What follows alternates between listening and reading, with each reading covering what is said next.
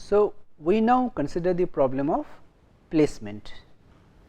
Now, in the sequence of steps in the physical design automation cycle, partitioning is followed by floor planning with pin assignment, and then comes placement. Well, means although we said that for certain design styles like was standard cells or gate arrays, floor planning and placement are not much different, they can be merged together, but for full custom style you have to follow all these steps. So, we start our discussion on the placement problem in this lecture. So, as I said, this is one of the most important steps because it incurs a very large, you can say, impact on the overall performance and cost of the chip. Because you see, in today's chip, you know that the density of the components, the number of components you can pack in a chip is increasing day by day. Today you can pack billions of transistors in a chip. But if you look at the standard layout of the circuits inside a chip, you will find that interconnections occupy a sizable percentage of the total area. Because of this, memory chips are often very much more dense as compared to standard logic or processor chips, because in memory cells the layout is very regular, interconnections are very crisp. Okay. So, if your placement is not good, your interconnection problem or interconnection cost can go up. That might increase to increase the cost of the interconnections, the cost of the chip as a result. Okay. So, placement problem is important. So, if your placement is poor, the area requirement can be large, and if the area is large, some of the critical paths can also increase in their lengths, which may result in degradation of the performance. So, essentially placement says how to arrange a set of modules on the layout surface. At this stage, we assume that the modules has fixed shapes and fixed pin locations. So, the steps of floor planning and pin assignments have already been done. Now, we have modules that are having fixed shape and fixed locations. Well, however, there are some modules which have pre-assigned locations like I/O pads. Like you see, I am just showing you. Suppose this is the typical layout of a chip. So, where the pins are usually nowadays taken from all four sides. So, the input output pads are dedicated circuitry that are used to drive the input and output signal lines. Now, these I/O pads are located adjacent to the external pins. Now, because the pins of this chip will be fixed, the location of the I/O pads will also be fixed. So, these are some blocks whose positions are pre-assigned, but within the layout area that is available to in between here within, here you can place all your blocks. Well, in the full custom size, the blocks can be of any shapes and sizes, all possible shapes and sizes you can have. So, you can have something like this also. So, this is what the placement problem talks about. Now, in addition, as I said, you can also add some space in between for interconnections, which means you need to know how much space is required or what is the complexity of the interconnections, right.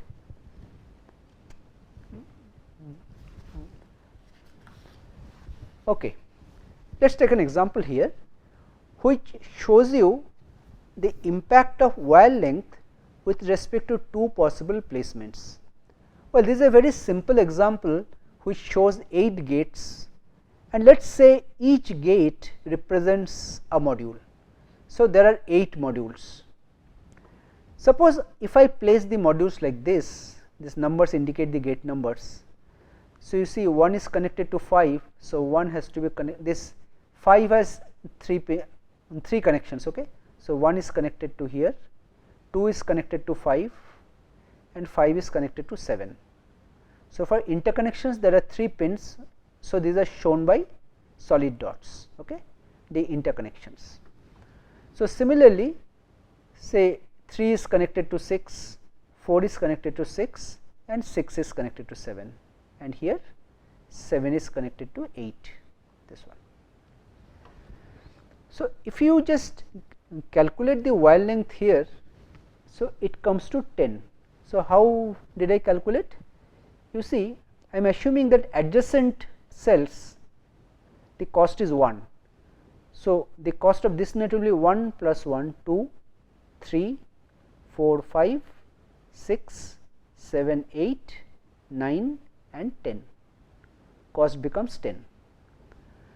But suppose my placement was like this, where block 5 is here, 6 is here, 8 is here, 4, 2, 7 like this. So, the interconnections corresponding to my net list will be like this. So, now if you calculate the wire length, it will be 1, 2, 3, 4, 5, 6, 7, 8, 9, 10, 11 and I think 12.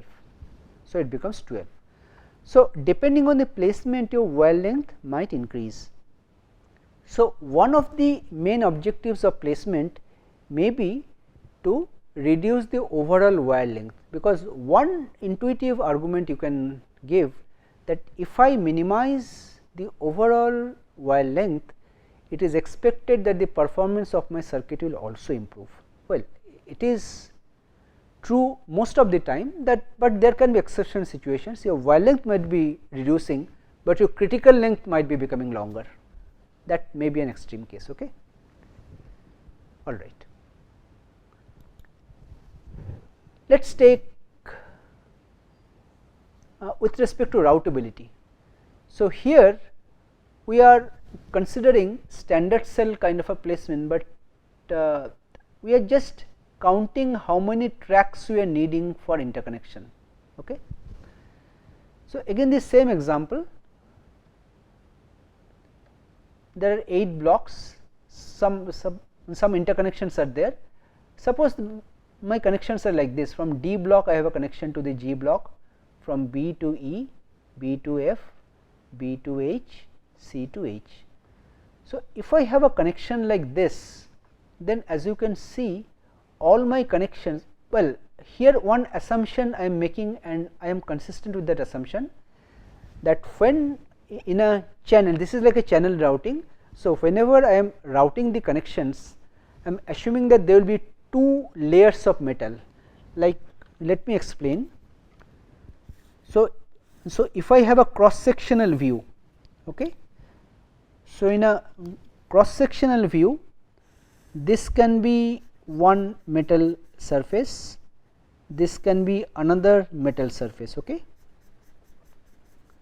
and there will be some kind of a insulating material in between. So, they are not touching each other, right, they are on 2 different layers. So, the 2 metal layers are on 2 different layers. So, as a matter of convention, I can run all horizontal lines on one of the layers and all vertical lines on the other layer, and whenever I need to make a connection, I do something called a via connection, via contact. Via contact will look like this: wherever I need from this layer to this layer, I drill a hole. So, now I am showing a top view. In a top view, so whenever I need, I drill a hole, I put metal between these 2 layers, so that there is a connection like this, right.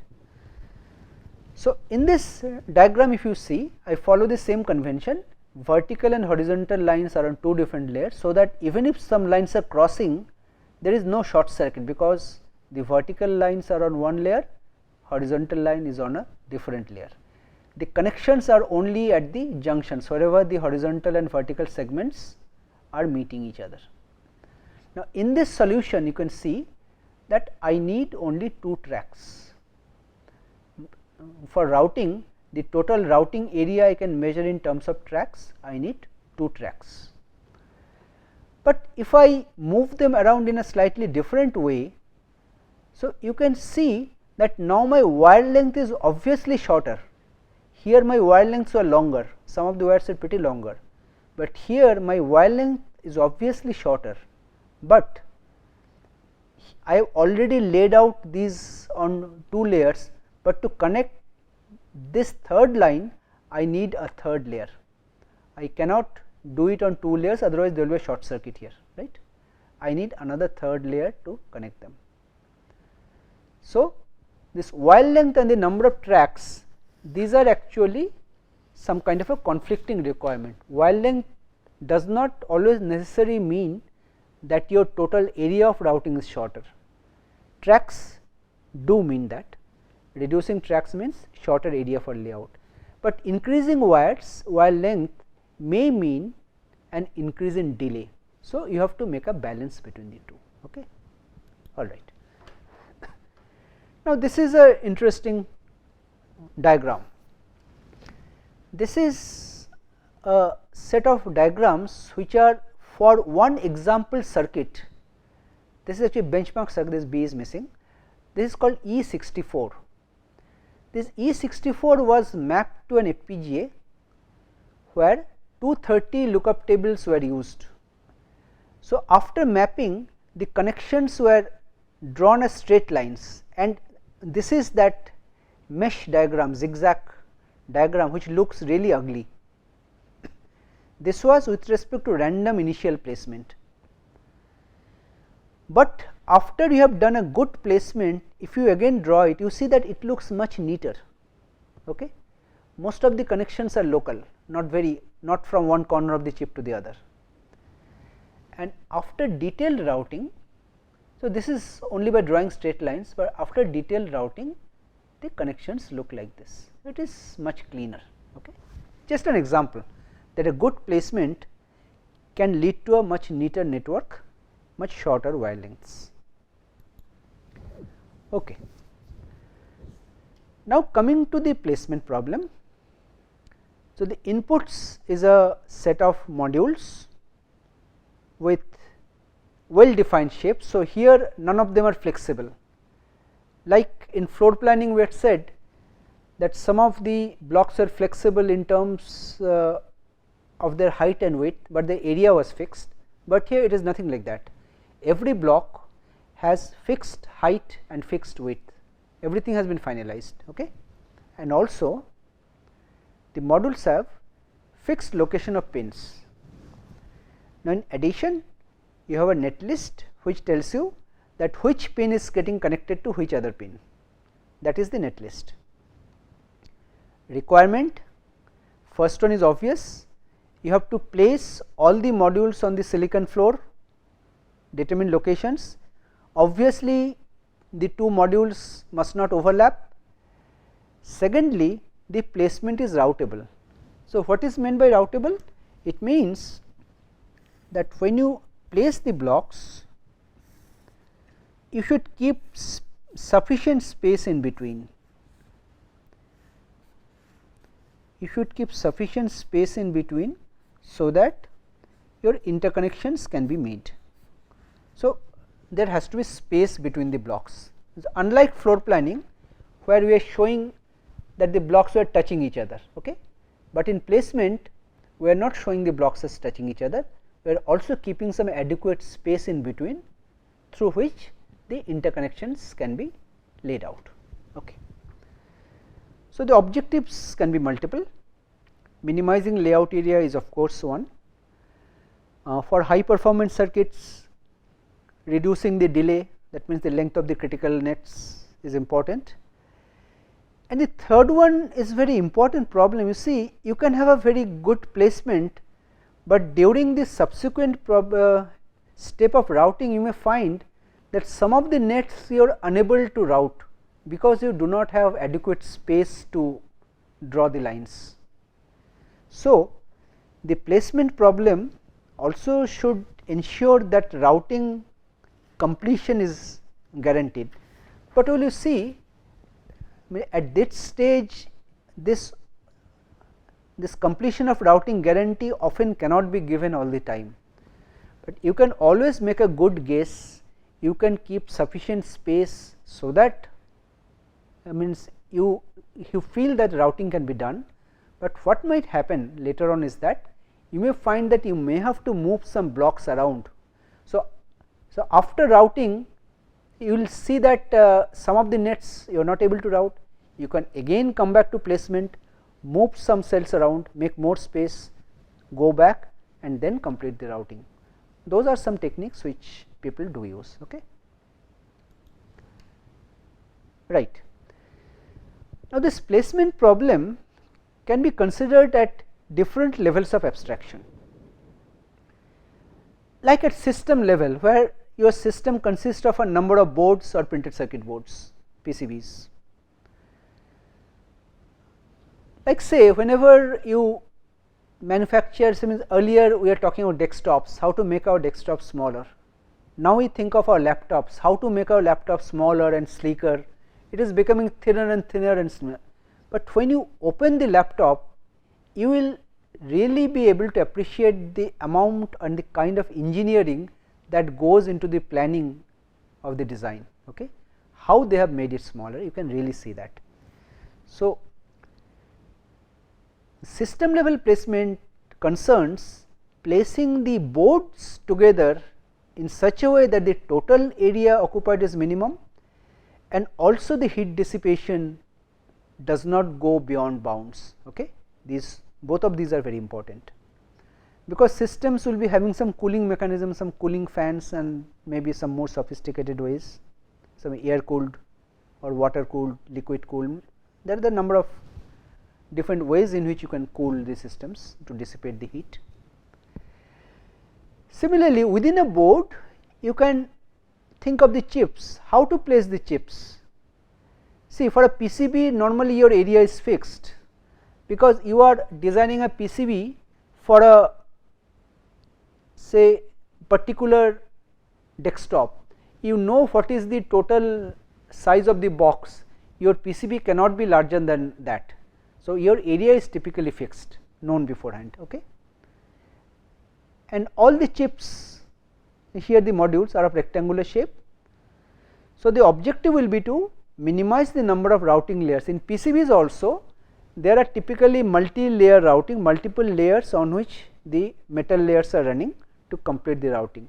Now, less the number of layers, less will be the cost of the PCB, more will be the reliability of operation. So, it is important to reduce the number of layers and of course, to meet system performance requirements in terms of the delays. Well, now if you go inside the chip level placement, you talk about the modules and the blocks. So, floor planning and placement are carried out with pin assignment for most of the chip level placement, because as I said in the beginning, most of the chips that you manufacture today, they use the standard cell design style. In a standard cell design style, floor planning and placement need not be two separate steps, because whenever you do a floor planning, it means you are doing placement, because your floor is restricted, means you see your chip area, what is your floor? For full custom design, your entire silicon surface is your floor, but for standard cell design, your floor definition is restricted. So, you have the rows of standard cells, these are the position for the rows. So, now your floors are restricted to one of these rows. Now, suppose you have a block of shape like this you want to place, you can place it either here or here or here. Suppose you decide you put it here. This is your floor planning as well as placement both. Okay. So, you cannot distinguish between floor planning and placement in a standard cell design, right. And the routing layers are often limited. Of course, with the advancements in fabrication technology, you can have much larger number of layers even, but less the better. And if you have a bad placement, obviously I have mentioned it earlier, you may not be able to complete the routing. So, you may have to come back again, iterate on the design, make changes, but this might introduce some costly delays in the design cycle, which you may not want. Of course, minimization of area is important, right. So, these are some of the issues. Now, let us look into the problem formulation from a slightly different angle. Now, here I am saying is that these blocks B1 to Bn are the modules or blocks to be placed, with each block is having some particular width, a particular height. You have a set of nets. See, N1, N2, Nm are the net list. What I mean is something like this. Let me try to illustrate. Let us say I have a block B1 here. Let me explain with 3 blocks B1, B2, B3. So, I have 3 blocks whose width and heights are known. Suppose this is 2 and 2, this is 3 and 2, this is say 3 and 3. So, width and height are known. Now, there are some pins. Let us say this block 1 have some pins. Let us give some names. Let us say 3 pins each. Let us take an example. Let us give some names to each of these pins: A, B, C, D, E, F, G, H and I. Then the nets, let us say N1 tells you that the pins A, E and I, they have to be connected, which means A, E and I belong to one net. This N2 may say this F and G have to be connected. This N3 may say B, D and H have to be connected, and so on. The nets are specified in this way. Nets not necessarily may mean 2 terminal nets, they can be multi terminal nets. The wire has to connect A to E, E to I all together, right. So, again coming back. So, I have a set of blocks, I have their widths and heights, I have a set of nets. Not only that, I have a set of empty spaces for routing. So, empty spaces for routing, and I have a variable Li, which indicates the estimated length of routing of net Ni. Like when I say, let us take the first net A, E, I. So, A is here, E is here, I is here. So, let us say, so A has to be connected to E, and I can connect to A, I can connect to E, I can connect to any of the middle points. Let us say I am connecting from A to I. So, this is one way of connecting. So, once we find out a strategy of connecting them, I have to estimate the length of this net 1 L1. So, we shall see later that at this stage we can make a good estimate of the length of every net. Okay. In addition, we have this QIs, which means the rectangle empty spaces that are left for routing. See, means I earlier mentioned that whenever you place the blocks, you place them like this. So, this can be your empty space Q1, this can be another space Q2, this can be Q3 and so on. Similarly, on this side this can be Q4. So, these spaces are already kept for routing, for interconnecting the nets. Okay. Fine. So, now when we talk about the problems, the rectangular region, you have to find out some rectangular regions for each of the blocks, such that block B I can be placed in region R I. See, here what we are saying is that we have to identify some rectangular regions on the floor on which a block B I can be placed. See, this is a mathematical way of saying it, but actually what it means is that this R I is the space holder. This is your R 1 on which you place block 1, on which you place block B 1. This means same thing. So, obviously, no two rectangles will overlap. This placement will be routable. Placement routable means the amount of space that you have kept Q 1, Q 2, Q 3, that is sufficient. The total area of the rectangle bounding R and Q. See, R is the area where you are placing the blocks, Q is the area you have kept for routing. So, R and Q combined will correspond to the total area of the chip. So, this total area of the rectangle bounding R and Q has to be minimized. The total wire length I had said, you have to make an estimate, that has to be minimized. Not only that, for high performance circuit you have to limit the delays. The maximum wire length may also have to be kept within a limit. Now, the general problem of course is very difficult, computational complex, and many heuristics are available which work pretty well for very complex circuits. So, here there is another example that I am showing. Here I show a diagram where there are many blocks with some pins. Here the pins which are numbered same 1, 1 and 1 means they all belong to the same net. 2, 2 and 2 means they belong to the same net. There are two alternate placements I am showing where the pin connections are shown by straight lines, just to see that how complex it is. This corresponds to a good placement, and this you can see lot of zigzag and long connections. This corresponds to a bad placement. So, obviously, you can feel that if you have a good placement, your subsequent step of routing will be easier.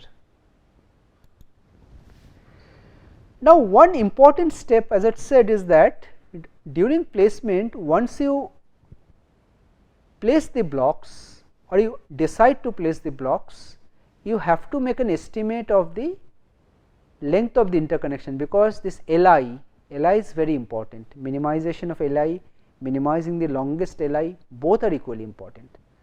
So, you have to make a good estimate on the length of the interconnections, for which some interconnection topologies may have to be assumed. The actual wiring paths are not known during placement. So, for making an estimation, some placement algorithm needs to model the topology of the interconnection nets. So, we shall see several such interconnection graph structure. So, where the vertices indicate terminals and edges indicate the connections. So, estimation of wire lengths is used using that graph structure, which as I said is important. Let us see. So, one thing, for two terminal nets, simple Manhattan distance is used as the estimate. So, as I said, what is Manhattan distance? If we have one point with coordinate x 1 and y 1, another point with coordinate y, say x 2 and y 2, you can directly take this.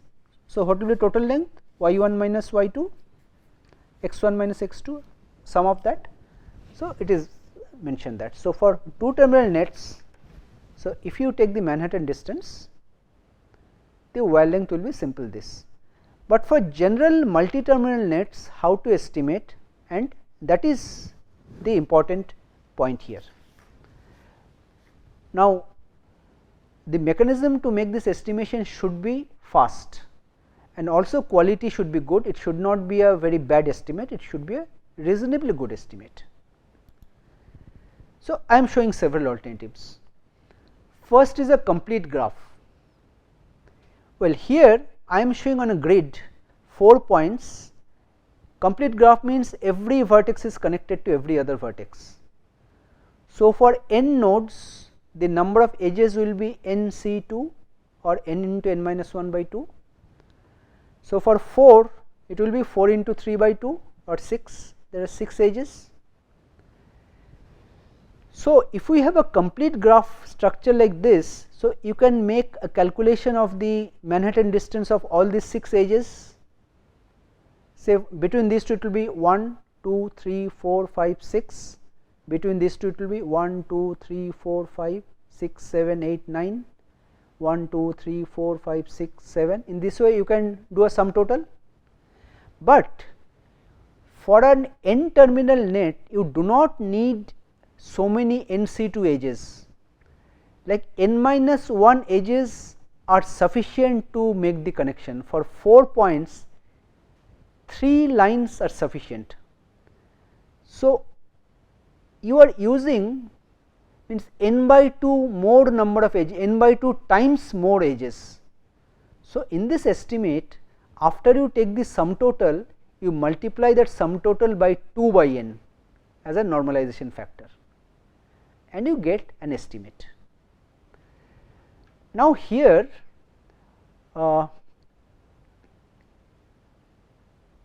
problem is that you have to make a calculation for all these nc2 edges. So, the computation complexity is pretty high in this method. Okay? This is one approach. Second approach is minimum spanning tree. This is what I was saying, that for connecting 4 points I need 3 edges. This is one possible spanning tree, other may be this, but this is minimum. The sum of the edge weights is minimum, that is called a minimum spanning tree. Now, in a spanning tree you can only use the pin locations as the vertices for drawing the edges. So, here what will be the cost? 1, 2 and 1, 3, here 1, 2, 3, 4, 5, 6 and 3 and 6, 9, 10, 11, 12, 13, 14. So, total cost is 14 for minimum spanning tree. Okay? But the point is that for actual layout, you lay out like this, like here you are allowing only the vertices to make the connections, but this kind of Steiner tree says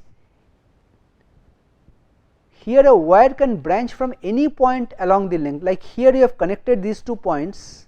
For connecting other points you need not have to start from here, you can start from any point in the middle. So, you see this will have a much shorter length, 1, 2, 3, 4, 5, 6, 7, 8, 9, 10, 11, 12 less. Okay? But the trouble is that getting the minimum length Steiner tree is computationally difficult, but there are a number of rough estimates or heuristics available using which you can get a good Steiner tree.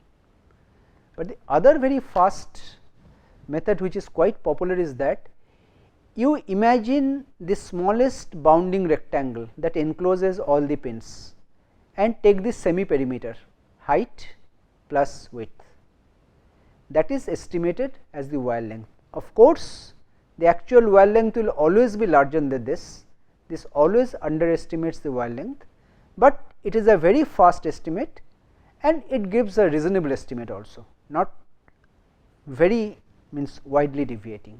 Okay.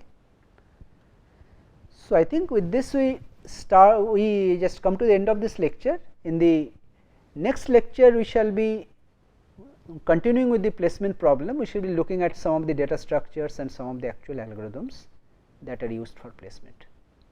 Thank you.